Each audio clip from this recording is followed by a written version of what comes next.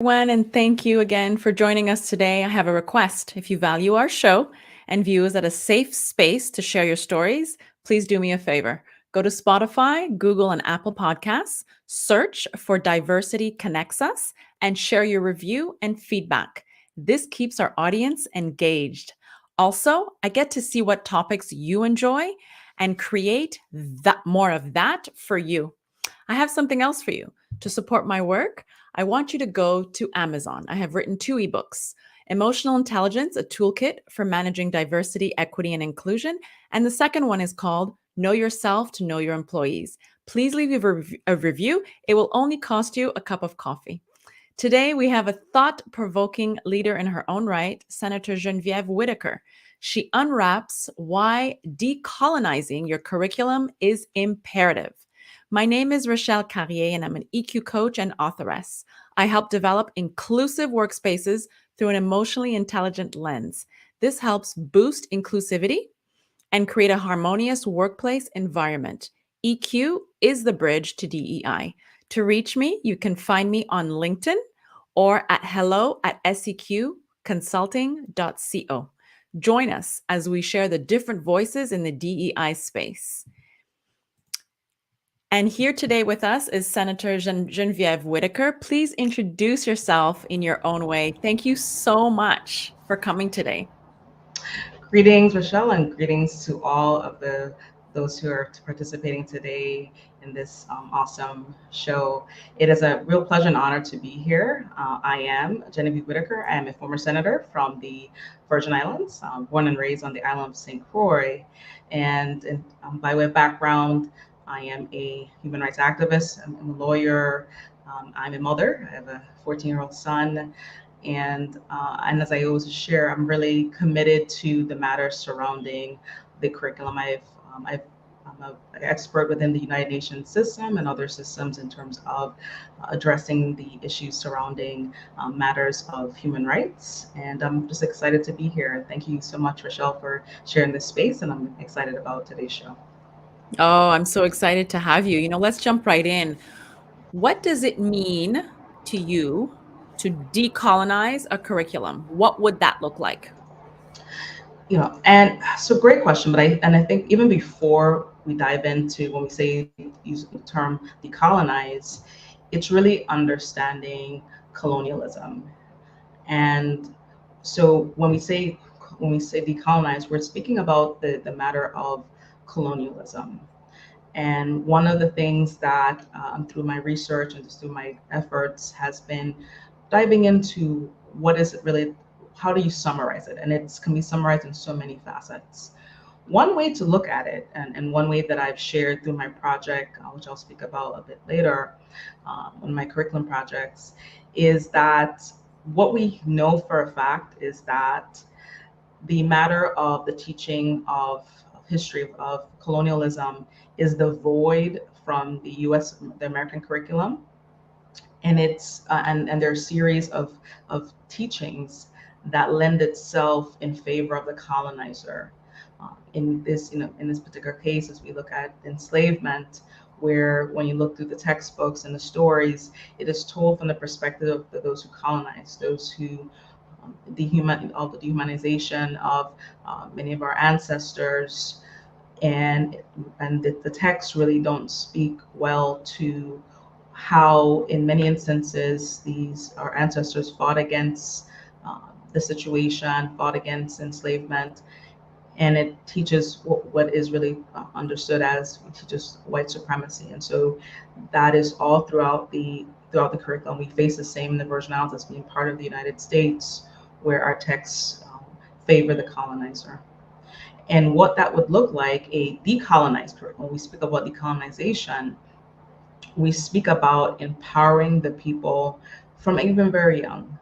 And that would be curriculum that involves the teaching of one's culture, their heritage, who you are, your identification.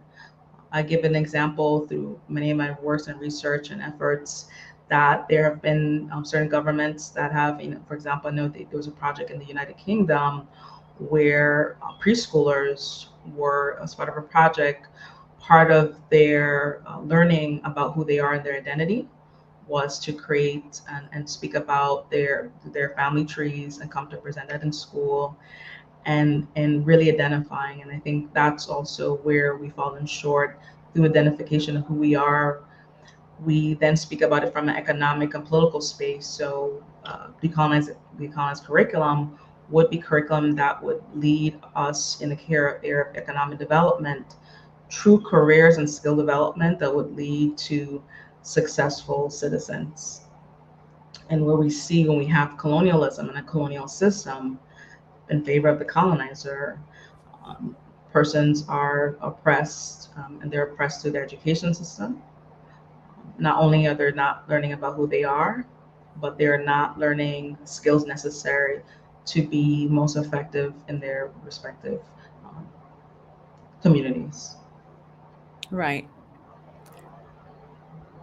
I have a few questions, but I think first I think what's also happening, like you said earlier, there's a disjoint because I know my daughter is attending a French school here in South Florida, and she was coming home with books. Um, they were they import all their books from France. And what it I found it very interesting when I was reading the book with her. We'd go through the pages and all the chapters. We are still represented as living in huts, and uh, the oppressor or the colonizer is fully clothed, has suitcases, traveling, and then he travels to Egypt. He travels to parts of Africa where we're all shown in not so favorable circumstances. And when I realized that this was happening, it was very difficult for her to start believing me when I started sharing. And she's only 8. And I realized this last year when I started sharing our Haitian heritage or African, heritage. I started sharing information with her, and she was butting heads with me, telling me that no, it's not true, that, this is what she's learning at school. So I think, like you said, from an early age, and I'm happy I saw it at this time, that it's really important, even though um, there's a lot of pushback in a lot of ways, and in also many ways lack of representation, that we as parents, because you're a parent as well, that we do our homework and get outside of the bubble and start decolonizing our own brains and our children's brains by sharing all this other outside knowledge that we can impart to them. That's right. That's right. And that's what we have to do. I have my own example with my own son when he was in the, I think, second or third grade. He was actually, I think he was third, and he brought home the workbook that I had not seen all school year, but that was just used in school. Where in the case of the of Virgin Islands history, which I do, one of the things that I just want to emphasize too, as part of this journey, I have been involved in a lawsuit mandating that the children learn Virgin Islands and Caribbean history, because that, as I turned 40 this past Saturday, a law passed back in 1983 mandated that. But we will see within the 40 years up till now, there's, the Department of Education not fully implementing the law, that he brought home the workbook, and which was a result really of this lawsuit that as advocates pushed for the Department of Education to implement the law. Workbooks soon emerged, and one of which was one of the workbooks for him and his other children, where they were told that, because for example, St. Croix was under 7 flags, Danes being the last flag, that all these various colonizers just had the individuals just working on fields, and they were nicely clad and everything, and then said, oh, just only the Danes really were responsible for bringing them on ships. And then at the end of the chapter, asking the students and saying, who was responsible for freeing, because on July 3rd, of 1848, we in fact took it upon ourselves, or then Danish Palestinians took it upon themselves to free themselves. But then in this workbook, the children are being asked, well, oh, did yeah, Governor Bunchelt, and he was listing him first. He was, how did he help with emancipation? And even to that, leading with the fact of not leading with the fact that they were enslaved ancestors, leading the charge to free themselves, and then kind of making it create the picture that the enslaved were working just fine and it was just a regular work day. And I even had the opportunity to go to Denmark during a ceremony where there was two artists who put together a statue to commemorate another act in our history, which took place in 1878, where a woman by name of Mary Thomas, called Queen Mary, joined with other women and also men to address post-slavery colonialism. And essentially, I got during that time where I got to speak at the ceremony unveiling the statue. I was able to go to the Danish Museum, and in the Danish Museum there was they basically had a display. They set up a display regarding Virginal's history, where they said, oh, on Sundays the Danish West Indian slaves, they just were able to do what they needed to do on Sunday, and then they went back to work again the next week. So misinforming the Danish people, and certainly misinforming the Virgin Islands youth. And that's just one of a number of examples that we have. And so to that point, um, we have to, yes, teach outside and share with our children and the community. We have to go outside that. And that was really the impetus for my project that I created under my youth organization. Right. And do you think it's essential to have, representation in all areas of our education system? I know I see it where my daughter goes to school. There's little sprinkles of representation, but it's really not. Um, I don't feel like it's enough. And as a former teacher of 25 years, I can count on the number on my hand from, even from Montreal, where I was raised for 35 years, that there was nobody that looked like me ever. And I think that was an unlearning or a deprogramming that I had to do on my own to figure out who I was, and what I stood for myself, or behalf of my country, or Black people in general. And I think this is what also is hurting a lot of our children. It is, and it's that internalized oppression, because we're basically we're internalizing dehumanization, because we're being dehumanized, because you're not seen as a human. It's that there's a superior race over your own, and that's what we're made to believe. And one of the things, and so one of the impetus I had, and so back in 2009, I co-founded and I'm the president of the Virgin Islands Youth Advocacy Coalition.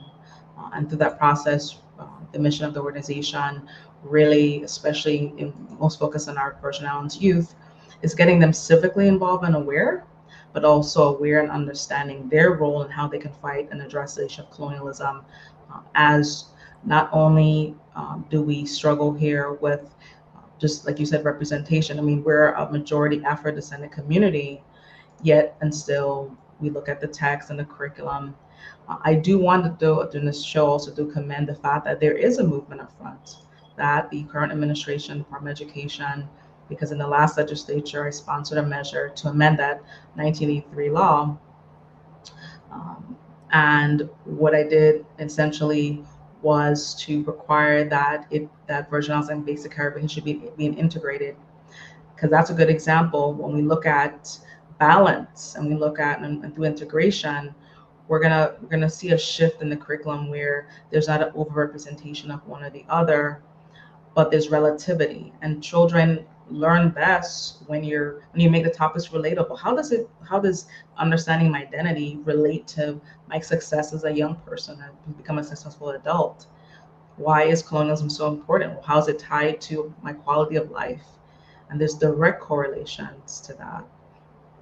And but if we have works and curriculum that doesn't speak to that, we continue to and Perpetuate. to perpetuate it, right? And we continue to see where yes, and we've had successful because have I too was raised within the system within colonialism. It's just that I had the type of, especially my grandmother, who I was mostly raised with my grandmother, and with her from very young being exposed to history and understanding full identity was huge. I grew up really understanding who I was as a as a child, and was encouraged to pursue human rights and humanity. And so at in my elementary years and so on, I was already into a lot. I knew about the Holocaust by the time I was 11, 12 years old. From a global perspective, on a local perspective, knowing the history of the Virgin Islands, and in the ninth grade especially, learning indigenous history from very young. So having a very global understanding as a young child, starting of course with my local understanding of who I was. And that speaks volumes because we do have here in the Virgins, we've had a number of, even to this day, who are still alive.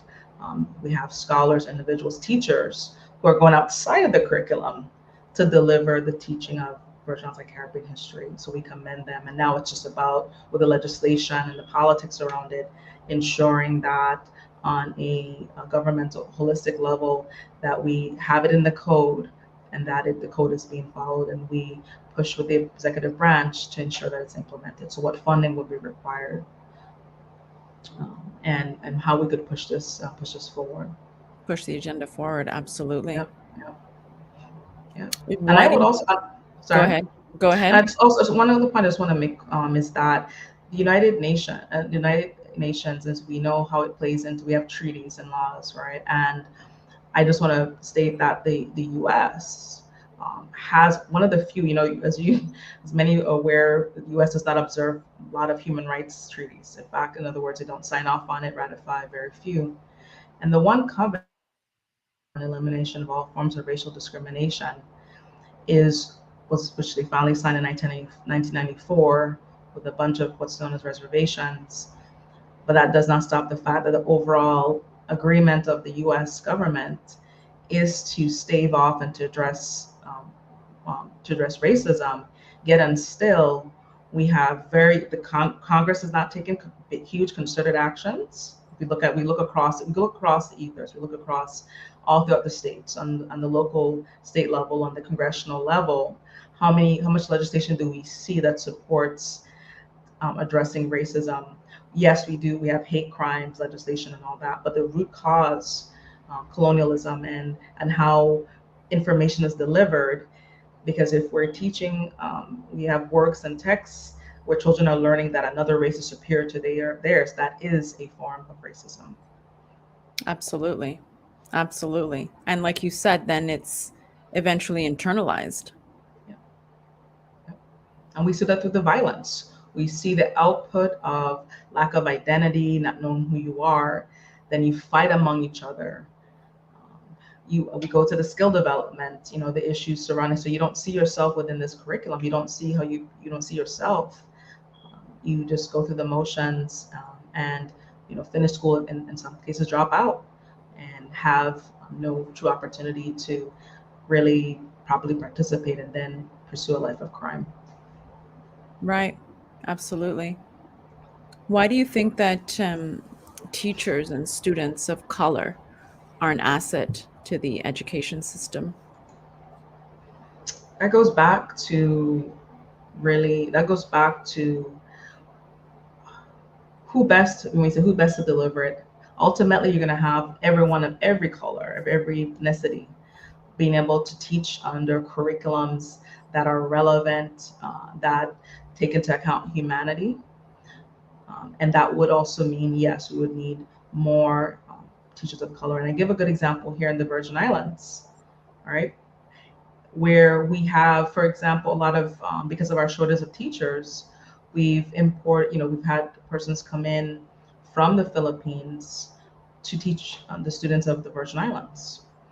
And there are challenges within that, right? And those challenges being now, are we properly educating whether the Filipinos or whomever comes to the Virgin Islands in the history? So as they deliver the content, and that's why integration is so important, as they're delivering the content, they themselves being trained and learning the culture. And culture is not just about our celebrations, which we just had Carnival, St. Thomas. It's not just the music, which is, it's part of it, but that true actual curriculum where we start to tear down and start to really teach from perspective of that, you know, we're part of a human race. This is our story. We struggled, we continue to struggle, we demand rights, we equal justice, access, and as Virgin Islanders, fighting those good fights, because we have a series of fights. Our right to vote for president, when it came to Obamacare, we weren't afforded the two options that the states were able to adopt, both of the two main options. We were denied that. And there are a lot of other denials that take place.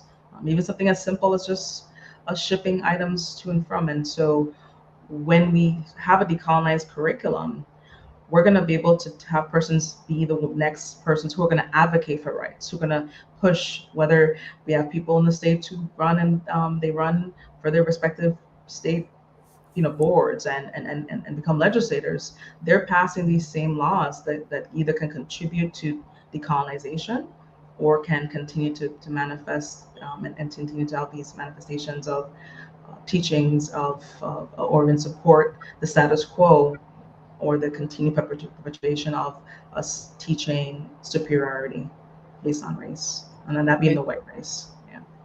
Right, of course. And to decolonize our system, we must have an open dialogue like we are now about these racial ideas, thoughts, and biases. What are your thoughts on that?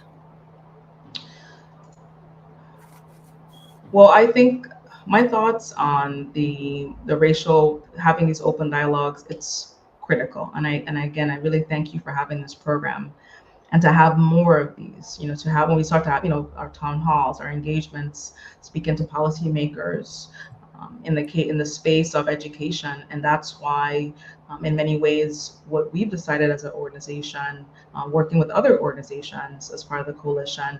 So the name of the project is called, it's called the Cures Project. I title it Cures, and it stands for the curriculum to uphold the right to education of our students. And I believe that for all students, not just, my project didn't, focuses largely on Virgin Islands youth, but also wider than that, also American youth in general. Um, and because we are taught those biases through the curriculum, and we have to have that open dialogue. But as we know, Rochelle and those listening and watching, viewing, we know for a fact that there's efforts up front to push against the implementation of decolonized curriculum. We are in year 2023, but we are still challenged with implementing civil rights history into America's curriculum. And the average U.S. child would, when I say stateside, of those living outside the territories, those who live in the states, they on average don't know about the Virgin Islands, other than it's an island not too far from Puerto Rico, and that's about it. How many know that we don't have the right to vote? How many know that we have we've had congresspersons throughout the years who have not been afforded the right to vote in the full session? You know, who knows that how many Virgin Islands have lost their lives through several wars, all the wars since we became part of the United States in 1917. And so that's not a full understanding. It's been hidden. And so when we look at the Congress, that's why, how many congressional, other than our congressperson and other territorial delegates, championing issues surrounding territorial issues, we don't have a stake in that.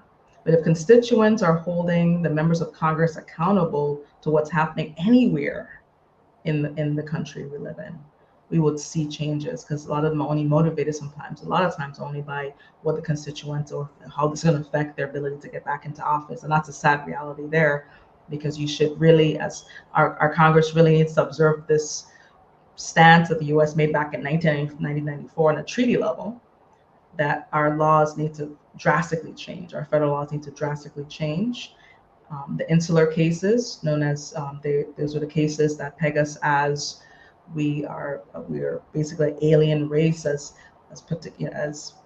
indicated by the opinion of the justice, and all of that. And we are under the Virgin Islands is under the Committee on Natural Resources, in the U.S. House of Representatives. What does that say? We're natural resources. So even how we're deemed, how we're treated, how our affairs are handled, is all a matter of colonialism. And to decolonize will be, and the importance of decolonizing the curriculum is the actual teaching, and these dialogues is a method of teaching and exposing what is going on that's hidden from the texts, and that huge efforts are being made to wipe it out of the curriculum and to erase history. Absolutely. They're rewriting history. Yeah. And Yeah. where are you now, and what are you doing now? Let the audience know what it is. What are you cooking up, if you want to share with us? Yes. Well, first I spent, right after, finished my term, I dove back into my youth organization. As I shared before, as president, co-founder of the Virgin Islands Youth Advocacy Coalition, and really reaching out to Virgin Islands young people. I'm really intentional about including all Virgin Islanders, because that's also a challenge we face when we talk about colonialism. We'd even divide ourselves among the island itself, even around the islands. So bringing together youth. And what we're working on, and what we're, first off, I'm very big about strategy. So we've spent good number of time just meeting, getting to know each other, some of the newer members. And what we're charting out now is a lot of efforts on two folds. One is specifically on the matter of addressing curriculum, is the Cures Project. And I would encourage those listening, you can go on to Facebook and do Cures, just the Cures, and it should pull up. We also have our website, which we had relaunched, which is viayouth.org.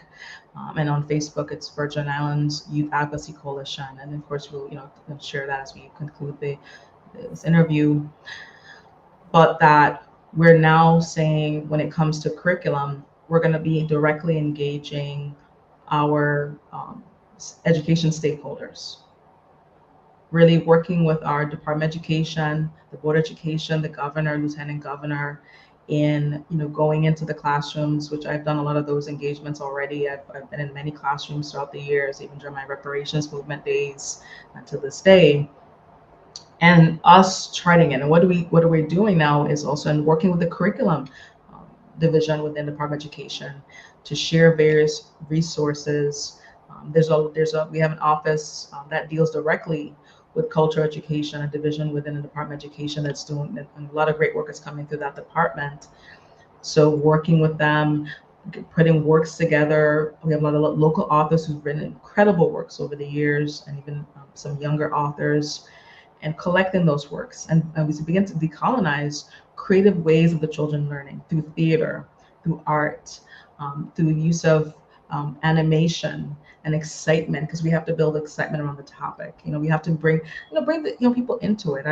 When I had an opportunity through the fellowship I took part in through the organization called Young People For, the initiative called Young People For, through the People for the American Way, we had a conference in New Orleans, and we had a chance to visit one of the local artists, and he's using his warehouse and his platform to teach New Orleans, Louisiana history to the youth, and has developed a curriculum as part of his effort to address, and even as a good example of decolonizing, where you're using artistic works and making it relatable. Here locally, we have a lot of our artists doing different various works, different opportunities to teach the children who they are. And on the other side, we're looking at and addressing youth leadership, because one of the things, in order for us to move this needle forward, young people are going to be motivated by the works of other young people. you know, you know, us folks getting older. I mean, as we get older, and but knowing that generations, generation to generation, we have intergenerational efforts. We hear from our elders and learn from our elders. The same to say about the younger. But peer-to-peer engagement is the most powerful in the context of taking action steps and being motivated. When you see your fellow young person excited about the topic, ready, whether they are participated in pushing this forward. So we're working on one which is known as the Commission on Youth, and it's the Youth Commission that in back in our when our government was most had an actual full commission going.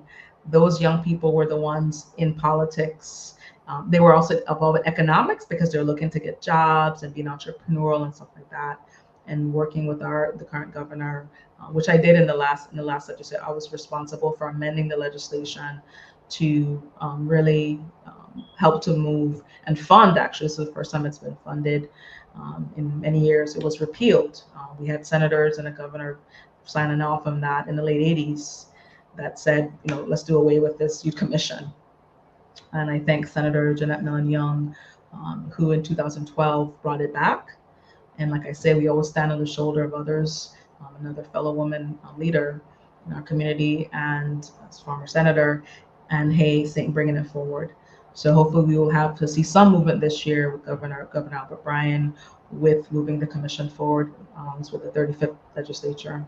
And also we have a youth council, a youth senate, which is a newer entity, and working again to seeing that youth council, which is known as the Legislative Youth Advisory Council, that council is stood up. But I will tell you something about back to specifically on the topic of decolonizing the curriculum, that a lot of the challenges we face with empowering our youth is also a part of colonialism. Absolutely. Because that colonial mindset, when you break free of it, you're going to have policymakers and Absolutely. individuals jumping at the opportunity for young people to participate. When you see this manner, it's a power and control, and that's what systemic internalized oppression creates, where you feel now you're in this position of power. Right. I don't want to hear from the young people, so I'm gonna get rid of their commission and take my hearing from the young people. And that is very much we talk about violence and the impact that colonialism has on oppression and hurting each other. That's also how we don't empower our young people, because of that mindset and that control and power. Absolutely. Absolutely. And what do you want our audience to part with? What would be your parting words for us today before we reach the top of the Diversity Connects this hour? Well, in parting, I want to really share with those who are listening, take some time, for those who have children right in school right now, and look at the social studies curriculum, and just take some time. Even you can this week, as school is different schedules, but I know some schools are set to close soon, and others, and really examine, see what you can do as a parent. We have PTAs throughout the country, what you can do, engage, and find out what your child is learning. The other item is around the politics, and around making decisions about who to serve on your board of education, who are elected, and so on. Be really intentional and start to raise the matter surrounding the curriculum that your child is being exposed to. And those who are right now in states where their legislators are in fact crafting legislation to do away with the governors, or pushing against it, develop your own system. Consider starting your own organization, as we've always encouraged. Like we started mine, in terms of the Youth Advocacy Coalition. and do that work yourself, and build that capacity. And there's so much research, Rochelle and listeners. It's a tremendous amount of topics and research. And there's one quote I wanted to share too in closing. And this individual, his name is Franz Fanon. I, Rochelle, his works quite well, and many of those who follow him.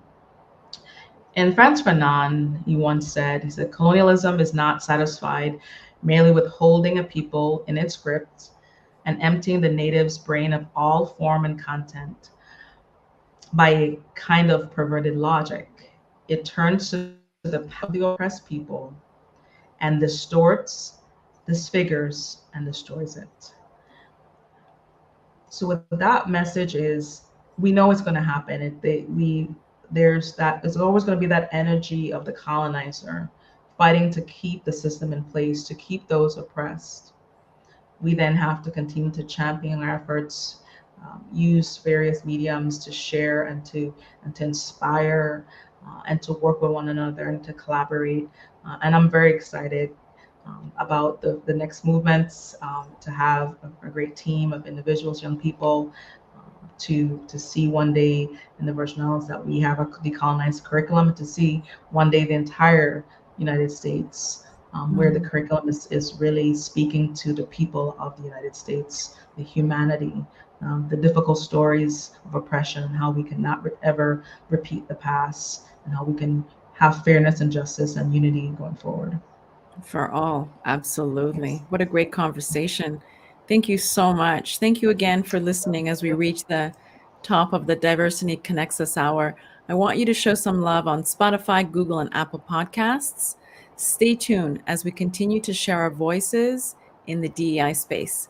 To trend with us, hashtag Diversity Connects Us. How would you want people to get in touch with you? Great. So, in terms of my information, I would encourage a few websites, and also you can find me in a few places. So, one of my main websites is GenevieveWhitaker.com. So, that's GenevieveWhitaker.com. I encourage you to subscribe to my website.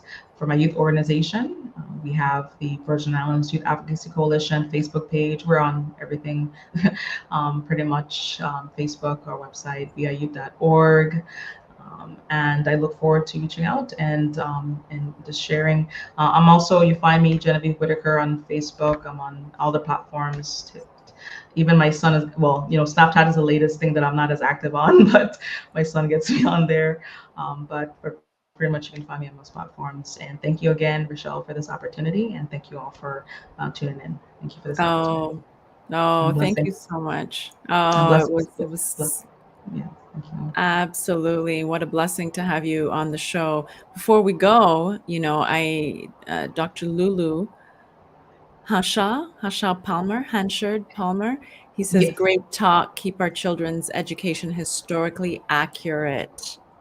Yes, and thank you, Dr. Lulu at the Parlo, and I definitely want to shout out to her too, on a national level, for including me, Dr. Lulu, for the organization, Vision Forward. I'm very excited to share that too next time we do a sequel.